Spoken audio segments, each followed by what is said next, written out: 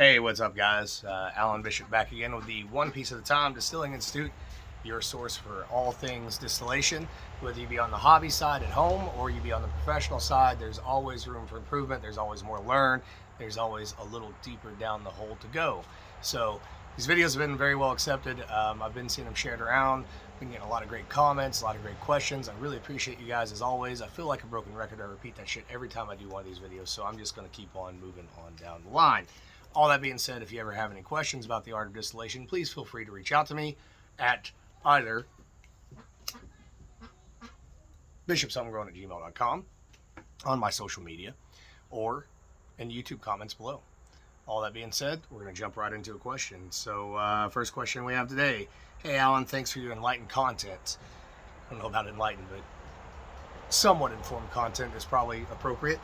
Could you share more about your experience with cuts and double distillation all grain mash, the temperature in the still and the vapor pass, proof changes, flow speed, census assessment, etc.? For example, flow speed for 4 shots and heads, all that at semi-professional level. By the way, thanks for supporting the Ukrainian manufacturer of stills with true respect. Absolutely. I absolutely am glad that I got to support that manufacturer, Hot Rod Stills, with that vapor chamber that I have, which I absolutely love. It's fantastic. It was a great improvement to, I can fit on many of my setups. It's a great improvement to all of my setups, or any of my setups as it were.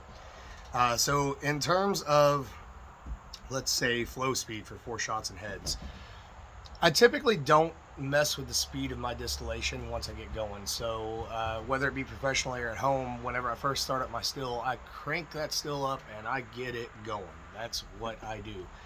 When I'm getting close to running, I cut it back to about 30-35% of the initial takeoff speed.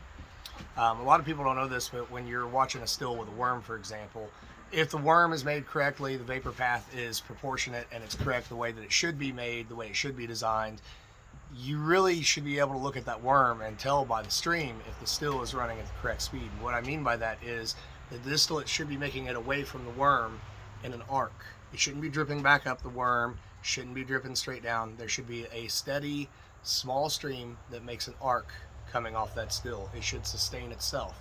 It should become unbroken. It should be a steady, very small stream. I don't run my 4s and my heads any differently than what I run my hearts or my tails. It's all the same.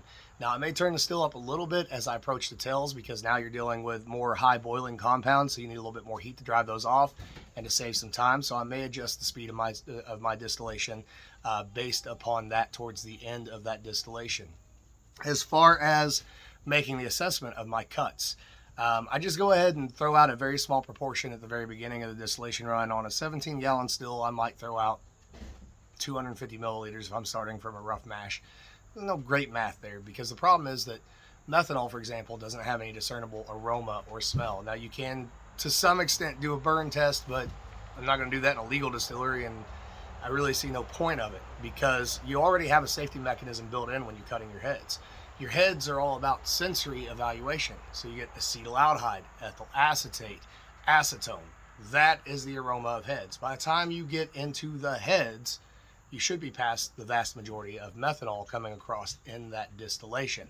So once you get past that acetone aroma, the vast majority of any methanol that was in that distillation and that fermentable material should already be out of the system, gone and done with and over with. What I do when I'm running bourbon, I do tend to make, or an aged whiskey for that matter, anything that's going to age in a proper maturation vessel. Not something in a jar with wood chips or anything like that, but in an actual barrel. I will leave a little heads and a little tails. And the reason for that is because those compounds, although they are undesirable in the white spirit coming off the still, they will estrify over time in the barrel through the process of maturation, micro-oxidization, etc., into compounds that you want. If you don't have those compounds in the barrel and you're using a 2, 3, or 4 charred oak barrel, that barrel is going to overrun everything that you tried to capture during the distillation. Now, if I'm running that brown spirit, I'm going to age as a brown spirit, I'm going to leave a little bit of ethyl acetate. And how do I know that's there? I don't do any of this by temperature. I really don't. The only thing I ever use temperature for, even in my professional work habitat, is to set alarms to let me know, hey, the still's going to be over in a few minutes. You know, it'll beep at me and it'll say you're at 170 degrees or whatever. Go turn your still down. I don't really make use of the temperature other than as a gauge of when the still should be ready to run, should be ready to come over, and then to know to put kind of braking system on the still. Now, when I'm cutting for brown spirit, what I'll do is I'll wait till ethyl acetate comes over. And how will you know when ethyl acetate comes over? So the acetone aroma will go away. But if you ever notice on an all grain wash, now not true of a sugar wash, on an all grain wash, you'll go from that acetone aroma into this almost, the grain aroma and flavor is there, but it's super muted. There's almost a dark, earthy tone on top of it. That's that ethyl acetate that we want to go into the barrel. If I'm cutting for bourbon or rye or something that's going to go into a proper maturation vessel, that is where I'm going to cut into my hearts, even though technically it's a little bit of heads there. I want those flavors because I want them to esterify into other compounds that I actually want down the line, if that makes any sense. The same thing is also true on the tails cut for me. Again, this is all sensory. So on the tails cut, if I'm going to go into a barrel for any amount of time, I want some funk in there. I want some of those grungy, slightly vegetative sort of characteristics, not real heavy. So what I'll look for is, as I'm approaching the tails, the distillate will have a very sweet, in my mind, nose on it. That sweet nose will quickly start to resolve to almost a boiled vegetative sort of flavor or aroma. As soon as that boiled vegetative aroma comes across, I'm cutting into my tails, but I want just a hair little bit of that to go into that maturation vessel to become other compounds that I want in the future. Let's see. Again, the flow speed, everything I leave pretty much the same. I regulate it as I go. And I don't know that I've given the most professional version of how I do things. I'm just giving a practical distiller's version of how I do things. And I very, very rarely go by temperature on anything. It's all sensory analysis.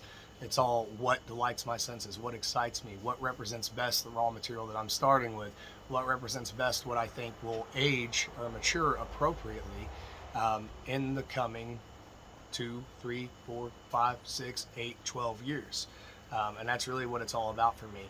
Bearing in mind that I am a big believer in the science of distillation along with the art of distillation, but also understanding that I am a practical distiller and understanding that practical distillers for centuries now have relied on these senses, these intuitive senses, the sense of smell, the sense of taste, a sense of just common sense, as it were. You will also notice as well the actual texture of the alcohol. If you touch the alcohol, if you're running in heads and you take that alcohol and you put it in your hands and you rub it together, it dries very quickly. There's nothing left behind. It's not slick in any way, shape, or form. When you get into the hearts, you'll notice that you've got a little oil there. There's a little slickness to that distillate. When you get to the tails, it's going to get super, super oily. So use all of your senses, always. Guys, again, I hope this video is helpful. As always, reach out to me with your questions. And I wanted to point out, too, I just launched a brand new podcast. I'm a little hoarse because I've been sick the past couple weeks. Nothing major, just a sinus infection and coughing, and I've lost my voice because of that, so I do sound a little froggy. I did just launch a new podcast.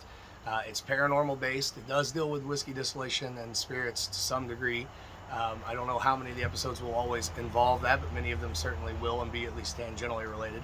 But it's called If You Have Ghosts, You Have Everything, and it's available on Anchor and Spotify. Also, you can find a link on all of my social media, so please check it out. If you're at all interested in the paranormal and you want to know the story of the Lee W. Sinclair mash bill, the 60 corn, 17 wheat, 13 oat, and 10% caramel malt, the very first podcast that's up now is about a gentleman named John A. Bowman, which that whiskey was originally named after, and that will tell you the history of that distillate as well as who influenced it. So, again, guys, thank y'all. I love you. Have a good one. Talk to you later.